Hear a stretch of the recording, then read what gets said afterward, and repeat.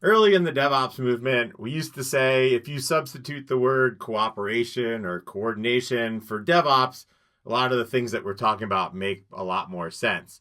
Well, Mary Parker Follett had a lot to say about coordination, and she was particularly against silos. She said the greatest weakness is in the relation between departments. The efficiency of many plants is lowered by an imperfectly worked out system of coordination. And so she wanted people to actually work together, and she wanted them to understand that they were part of something that had to work together as a machine. And you have to remember, this is a reaction to Taylorism, where he thought if you break everything down into its component parts, everything's going to work out fine. And she severely rejects that in this chapter.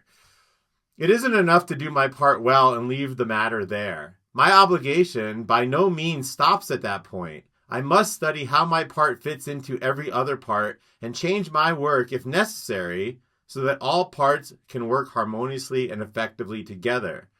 Because Follett believed in this idea of joint responsibility. She wanted everyone to understand they're part of this larger enterprise. Whenever men or groups think of themselves not only as responsible for their own work, but as sharing in a responsibility for the whole enterprise, there is much greater chance for success for that enterprise.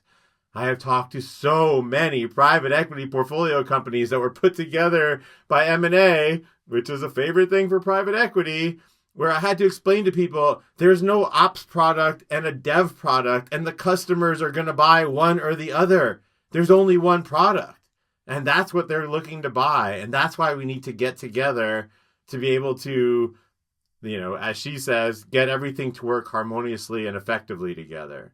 And finally, she talks about value creation, and she talks about the 3 ways of resolving differences between departments. In domination, you stay where you are. In compromise, likewise, you deal with no new values. By integration, something new has emerged, the 3rd way, something beyond the either or.